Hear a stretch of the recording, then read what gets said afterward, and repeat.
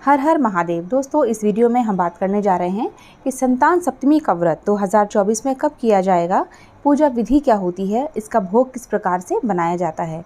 तो दोस्तों चलिए वीडियो शुरू करते हैं। अगर वीडियो आपको अच्छा लगे तो प्लीज़ लाइक ज़रूर कीजिएगा, दूसरों के साथ भी शेयर कीजिएगा और ऐसे ही और भी वीडियोज़ के लिए हमारे चैनल को सब्सक्राइब करके बेल आइकॉन पर ज़रूर प्रेस कीजिएगा, ताकि जब भी हम कोई नया वीडियो अपलोड करें आपके पास नोटिफिकेशन आ सके। दोस्तों, संतान सप्तमी का व्रत माता और पिता दोनों कर सकते हैं।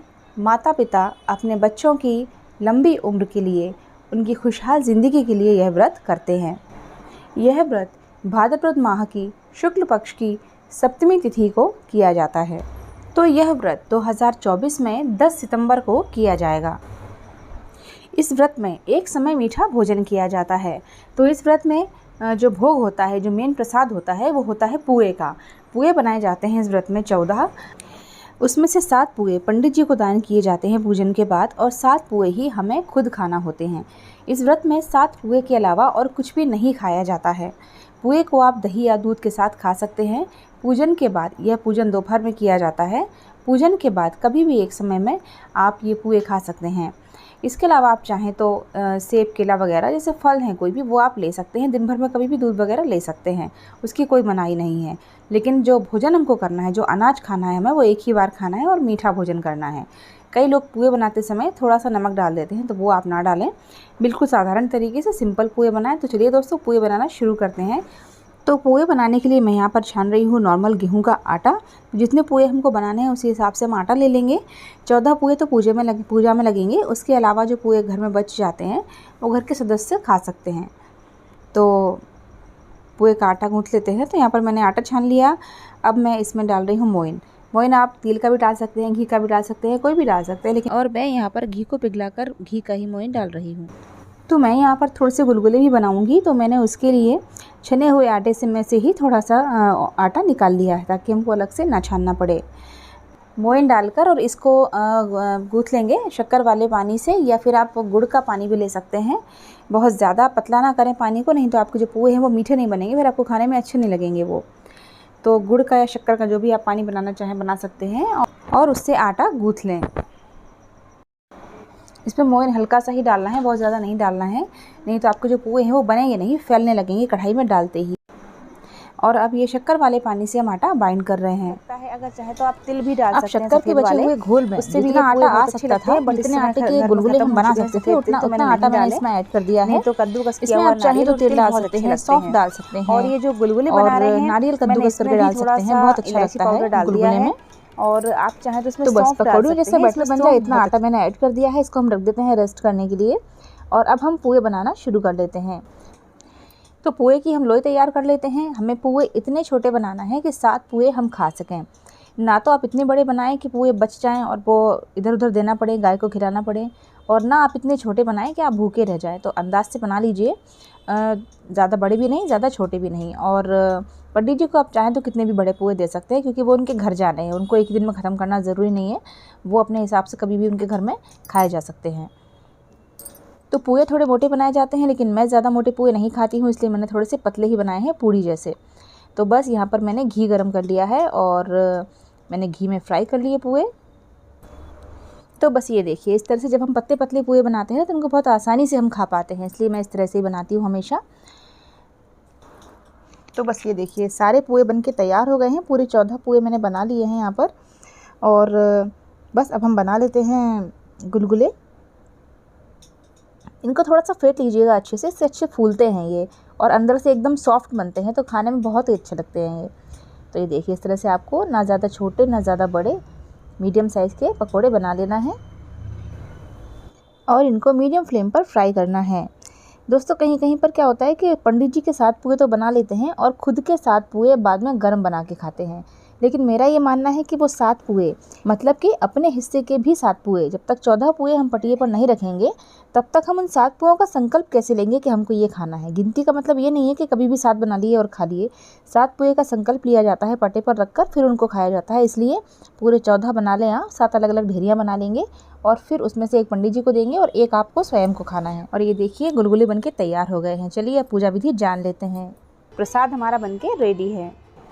अब मैं आपको बताती हूँ मैंने क्या क्या पूजन सामग्री यूज़ करी। यहाँ है कुमकुम, सिंदूर, हल्दी, अबीर, गुलाल, कलावा, पान का पत्ता, कपूर, जनेऊ है एक शंकर जी के लिए, एक गणेश जी के लिए, घी का दीपक है आरती के लिए, पंचामृत है, दूध दही घी शक्कर शहद मिला के बनाया है, फूल हैं और माता रानी के लिए सुहाग का सामान है और फल है, अगरबत्ती है, धूप बत्ती है और कलश मैंने स्थापित कर लिया है। कलश में मैंने डाले हैं हल्दी की गांठ, सिक्का, सुपारी वगैरह डाले हैं और लौंग, और मैंने उसके ऊपर पंचपल्लव लगा के नारियल रख दिया है।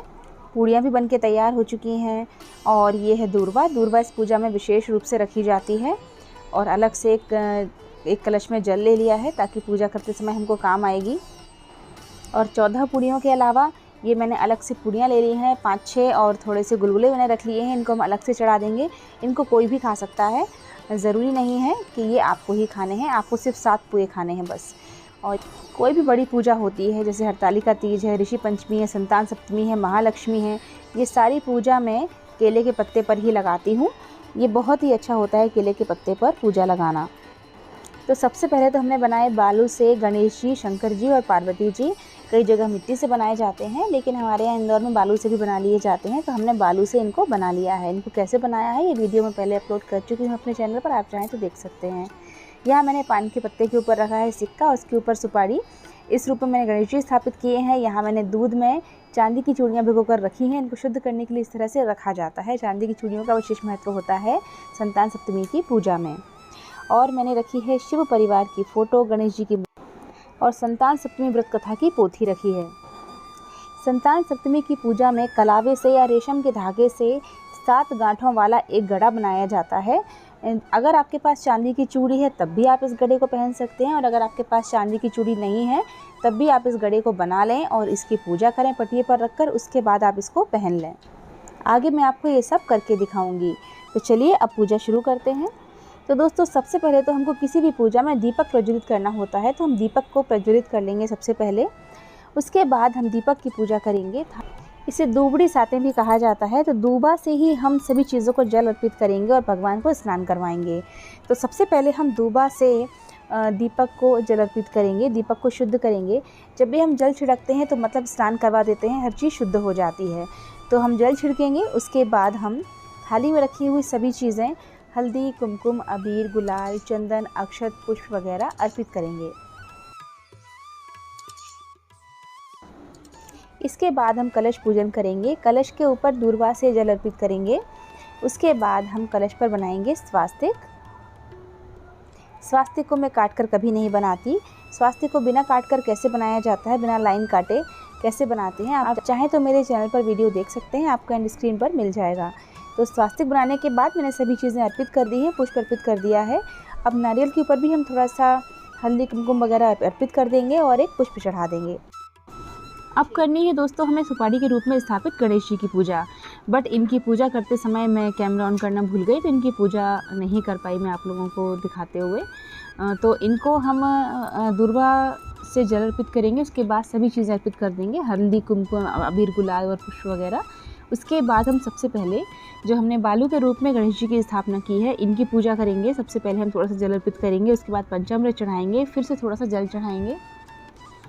उसके बाद हल्दी, कुमकुम, अबीर, गुलाल, गणेश जी को सभी चीज़ें चढ़ जाती हैं, सिंदूर अवश्य चढ़ाएंगे और उसके बाद एक पुष्प अर्पित करेंगे। इसके बाद हम बालू के रूप में स्थापित शंकर जी की पूजा करेंगे। तो शिवलिंग के ऊपर थोड़ा सा जल अर्पित करेंगे, उसके बाद पंचामृत चढ़ाएंगे, फिर से थोड़ा सा जल चढ़ाएंगे और फिर उनको हम चंदन, अबीर, गुलाल, अगर आपकी थाली में भस्म वगैरह आपने रखी है तो वो अर्पित करेंगे। थोड़े से चावल चढ़ा देंगे, पुष्प और बेलपत्र अर्पित करेंगे। अगर आपने थाली में शमी पत्र वगैरह रखा है तो वो भी आप अर्पित कर सकते हैं। एक दो चीज़ें छूट गई हैं, प्रॉपर शूट नहीं हो पाया, लेकिन बालू के शंकर जी हैं इसलिए मैंने पंचामृत और जल बिल्कुल थोड़ा थोड़ा सा ही अर्पित किया है, नहीं तो ये खंडित हो सकते हैं। और बस सभी चीज़ें अर्पित करने के बाद मैंने बेलपत्र और पुष्प चढ़ा दिया है। बेलपत्र की डंडी हमको उत्तर दिशा की ओर रखनी है, जलाधारी की ओर रखनी है, इस बात का आप ध्यान रखें। जनेऊ मैंने अर्पित कर दिया है, शिव जी को और गणेश जी को भी जनेऊ में अर्पित कर रही हूँ। उसके बाद अब हम माता जी की पूजा करेंगे। तो माता जी को भी जल, पंचामृत और जल वापस से अर्पित करने के बाद माता जी की पूजा भी हम वैसे ही करेंगे जैसे हमने शिव जी की और गणेश जी की है। और हम मूर्ति के रूप में स्थापित गणेश जी की पूजा करेंगे, ठीक वैसे ही जैसे हमने अभी तक सारी पूजा की है। और उसके बाद जो फोटो में शिव परिवार विराजमान है उनकी पूजा भी हम इसी प्रकार से करेंगे।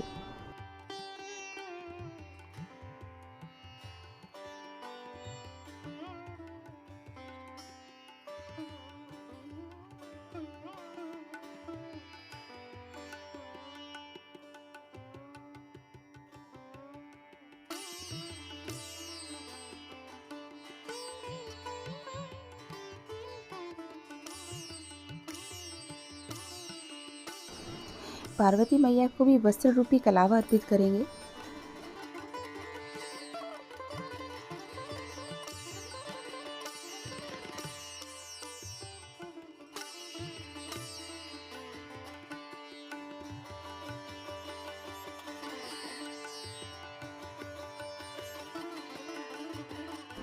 ये सभी कुछ करने के बाद हमको अगरबत्ती और धूप बत्ती लगा देनी है।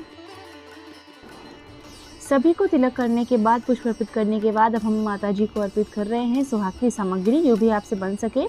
इसमें मैंने ब्लाउज पीस, चूड़ियाँ, मेहंदी की कोन, सिंदूर और बिंदी का पत्ता रखा है। तो ये सभी चीज़ें मैंने रख दी हैं और मैंने इसके अंदर दक्षिणा भी रखी है। अगर हम पूजा में दक्षिणा चढ़ा देते हैं तो पूजा में रही हुई कमियों की पूर्ति हो जाती है। इसके बाद जो भी आपने थाली में फल रखे हैं, फल अर्पित करें आप भगवान को। जो पूड़ियाँ हमने 14 बनाई हैं उनको भी हम भगवान के समक्ष रख देंगे, उनको भोग अर्पित करेंगे उनका। इसके बाद हमने जो चूड़ियाँ रखी है हमने जो दूध में भिगोकर शुद्ध करने के लिए, उनको हम दूध में से निकाल कर अच्छे से साफ़ पानी में उनको धो लेंगे और फिर वापस हम उनको केले के पत्ते के ऊपर रख देंगे भगवान के पास और उनकी पूजा करेंगे। जिस तरह से हमने सभी की पूजा की है उस तरह से हम उनको हल्दी, कुमकुम, अबीर, गुलाल सभी चीज़ें चढ़ाकर पुष्प अर्पित करके उनकी पूजा करेंगे। उन्हीं चूड़ियों के पास हमको अपना बनाया हुआ गड़ा भी रख देना है, जो हमने कलावे से बनाया है, और इन दोनों चीज़ों की पूजा हम एक साथ कर देंगे। जिस दूर्वा से हम पूजा कर रहे थे, थोड़ी सी दूर्वा हम चूड़ियों के ऊपर और थोड़ी गणपति जी को अर्पित करेंगे। सभी की पूजा करने के बाद अब हम कथा पढ़ेंगे या सुनेंगे। संतान सप्तमी की कथा का वीडियो मैंने अपने चैनल पर अपलोड किया है, अगर आप कथा सुनना चाहें तो आप वहाँ से भी सुन सकते हैं।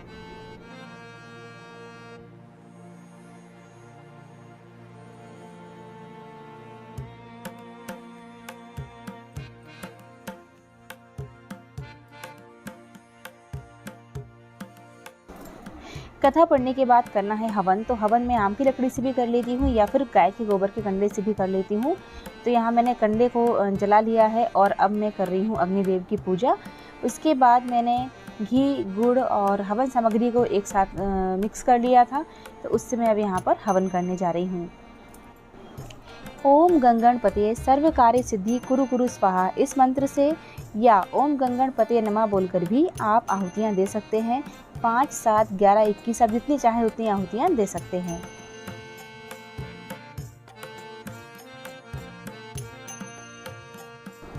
उसके बाद हम आरती को प्रज्वलित करेंगे, आरती की पूजा करेंगे। उसके बाद हम आरती करेंगे। सबसे पहले गणेश जी की आरती करेंगे, उसके बाद ओम जय शिव ओमकारा आरती करेंगे।